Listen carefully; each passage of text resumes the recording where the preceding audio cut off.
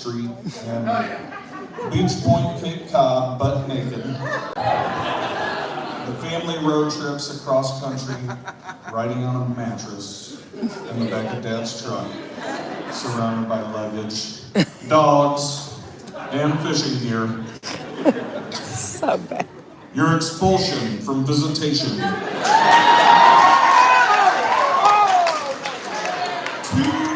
2 months before graduation, people. 6 weeks. For the infamous stapler heist of '04. He stole the staplers as a plan. You're lost, Biz.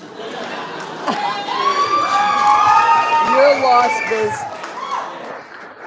The summers we worked on the Cape, including my 21st birthday, when you picked me up at 9 a.m. from the P-Town drunk tank. Bought me birthday breakfast at Tips for Thompson, and took me sailing on Johnny Huda's catamaran. He's here tonight.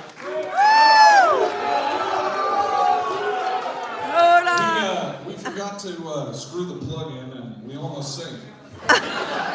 And I had to jump in the water, grab onto the boat, and kick us towards the nearest sandbar, but between Monica and Amy's cheers and chants and songs of encouragement, and the business end of the handle of Jim Beam, in a few short hours, we were back on dry land. The epic bash. When you, me, and JoJo Silva combined forces to throw the greatest New Year's Eve party on record. I know a lot of you were there. I know a lot of you were there. At the Moraski family farm.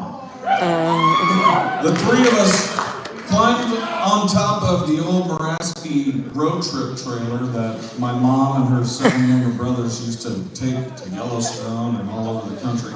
And we delivered a poignant midnight speech as the shed burned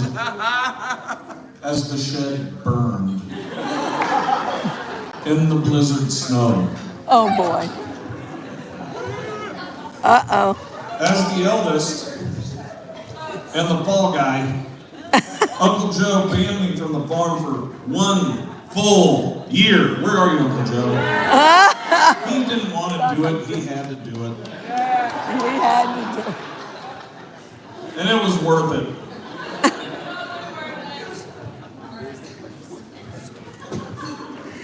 It was worth it. I remember our visits to each other in school in New Orleans, Columbia, Hattiesburg, most recently Des Moines, and in the near future, Omaha. I remember the day that my son was born, in the heat of COVID. Monica immediately drove down from Des Moines in her white coat, forced entry into the hospital, in violation of all their rules, to meet her godson for the very first time. We've been through the highest of highs. We've been through the lowest of lows. We've been each other's greatest critics and each other's greatest fans. We've been angels, sometimes. And we've been outlaws. Yeah. We've been on each other's backs through it all. I am so fortunate to call you not only my sister, but a trusted advisor, a confidant, and the truest kind of friend. Jake, let's go. I can tell you that I know that I had big shoes to fill today, walking this girl down the aisle. Yeah. Yeah. And in all of the weddings I've been to, I have yet to see a more radiant bride. And I have yet to see, and I don't know that any of us ever will, a groom more excited to greet her on the altar. Aww. you something. Our dad is here with us today, Oh man. and he is smiling down Yeah. at the beautiful bride and the incredible woman that his little wheel has become. He's a wheel. I love you, Jake.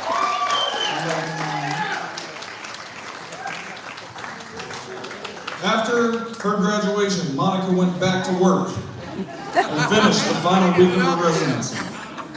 In the past 5 days, alone, Listen. she and Michael packed their entire house, moved to Omaha, Nebraska. Monica officially became a badged fellow at the University of Nebraska Medical Center.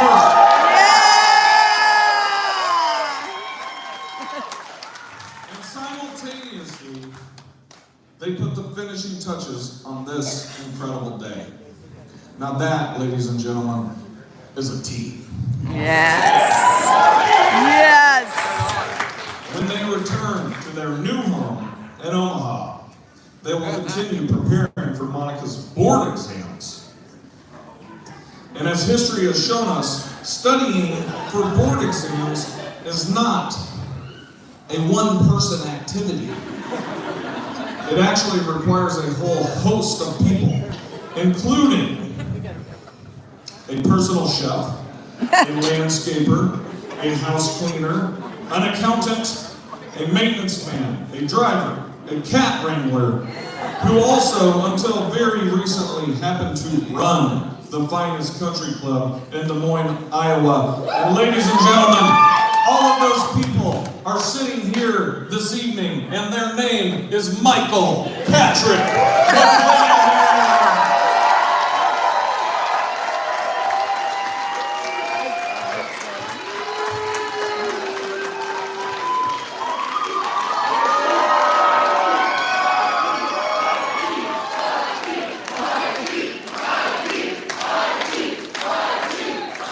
All right, sit down. Mono and Mikey are real life high school sweethearts. They've been together or not together or together in some way, shape, or form for a long time. And I think that their engagement was always on Mikey's agenda. It just took around 15 years for the South African miners to find a diamond that she would approve of. It's good. You gotta look at it. It's really But Mikey has certainly taken his fair share of grief while we have all awaited the discovery of this perfect stone. And I think most of the pressure actually came from the sweetest woman that any of us have ever met. Watch this. My late Grandma Beatty. Aww. She would persistently ask him with sparkling eyes and a smile on her face, "Michael, don't you think it's time? Have you found the one yet?"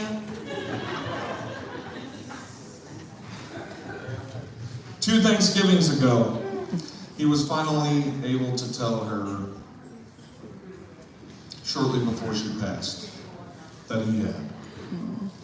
And I know that she and Pappy and the Colonel and Nuna are here with us tonight celebrating this perfect match.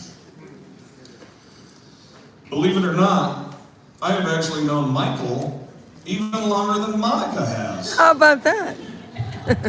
Now I want to preface this part of the toast by directing your attention to the incredible head of hair that adorns Michael McClanahan's head.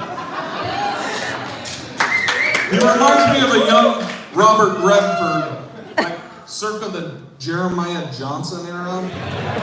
Anybody getting that? I forgot. That's a good one to watch. David. And I have to claim some responsibility for this outstanding do. You see, I have given Michael no less than 3 haircuts in his lifetime. And the most recent one, on his bachelor party, I hold here in my hand today. Mikey's ponytail. Take a good look.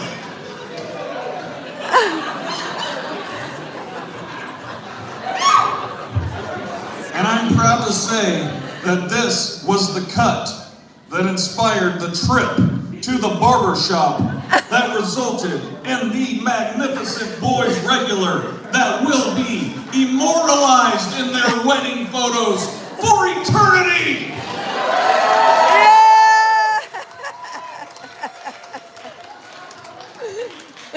As a wise man once said, and I quote, "Nobody wants to see a beautiful woman marry a dude with a ponytail." Sorry guys with ponytails. But the source of that quote, Michael Patrick McClanahan. Oh my God. A few words that describe Michael are perseverance, capability, loyalty, durability, generosity, and selflessness. When I met Michael, he was about 15 years old, and I recall the perfectly symmetrical blonde bowl cut that some lazy barber had convinced him was a good idea. Michael and Nate Dogg Neenan had somehow gotten roped into hopping in my Chevy Lumina minivan, a gift from Mama and Papa on my 16th birthday, by the way. We never got pulled over because of all the religious stickers on the back of the car. Anyhow, Michael and Nate Dogg had copious amounts of beer, and as we hopped party to party in Kansas City that evening, they made for excellent passengers because of that quality.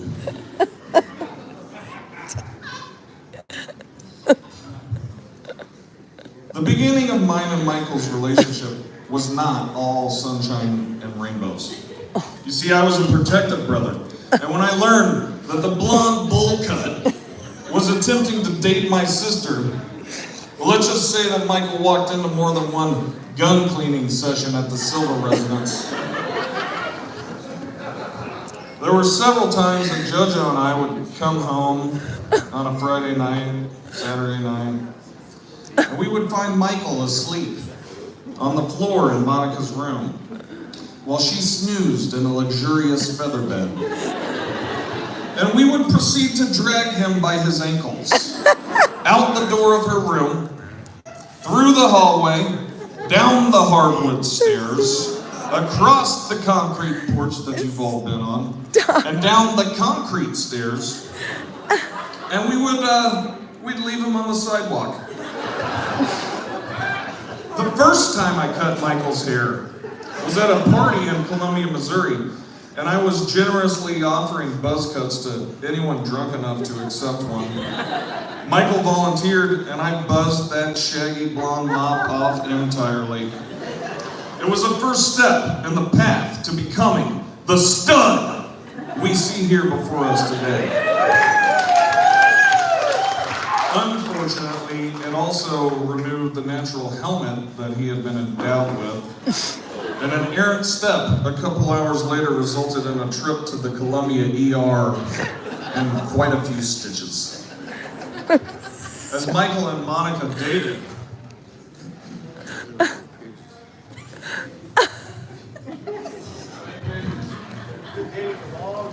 thank you.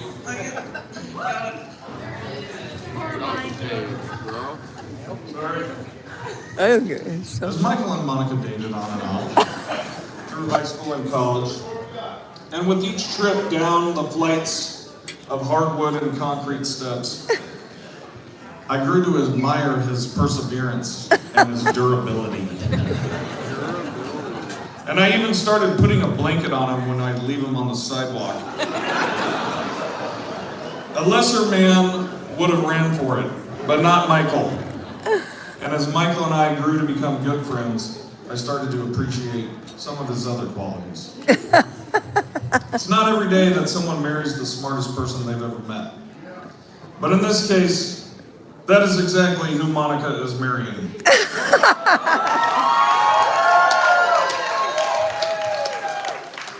Michael is one of the most intelligent and capable people I have ever met. his knack for identifying the most efficient way of doing anything never ceases to amaze me. I remember Michael's first time on the annual Maraski family trout trip in Branson, Missouri. I showed him how to clean a trout, and by trout number 2, he was out cleaning me 3-1. By the time I had a few limits in the freezer, I turned around to find that he had already shucked 3 dozen oysters with a bottle opener, made cream spinach, and had a flat of bacon in the oven for the oysters Rockefeller we were having for an appetizer.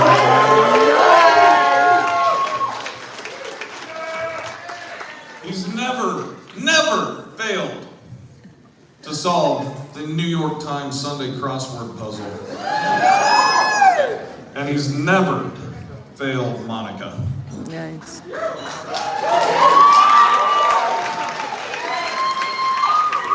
All Michael does is give of himself to others. He's the first one to offer his chair to a person that walks in the room that needs it more than he does. It's true. He's the first one to reach for a check at a dinner out.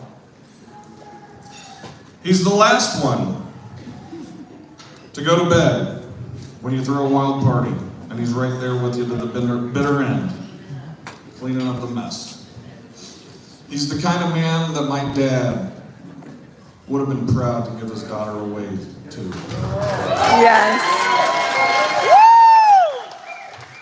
We love Mikey. And he's been my brother for a long time. I love you, brother. Thanks for making it official. Very good. Love you, Jake.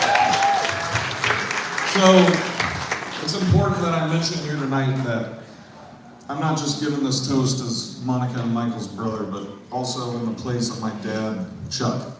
Well done. And as I look around this room at this eclectic group of people, I have to say that I am so thankful to he and to my mother, Marty.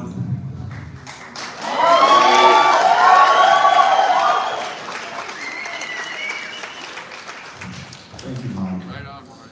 Thank you for raising us the way that you did. Thank you for exposing us to many different types of cool and interesting people from many different walks of life. And on behalf of Chuck and Marty and the entire Silva family, we love each and every one of you. I invite you all to dance. I invite you all to celebrate this union, to tell stories, to hug old friends, and to put a big old jag on, because this is the one and only wedding that the Chuck and Marty Silvas get to throw. And goddammit, we're gonna throw it just like Chuck would. Yeah!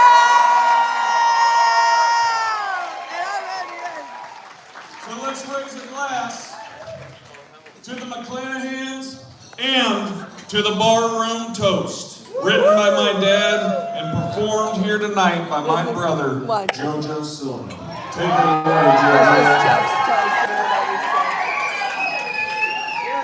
Good job, Jake. Get it, Joe. Here's to gut rotten whiskey and Here we go. Saturday This is nights, Chuck's remembers. to pistols and poker and hellacious fights, to cowboys and trappers and mountains and woods, and to the hillbilly rednecks that's stealing the goods. Here's to Copenhagen, fishing, and Leonard Skinner, to Jim Beam, hunting, and the free bird. Here's to bong hits and parties, and Bud the best brew. And last but not least, Mama and Mikey. Here's to partying with you!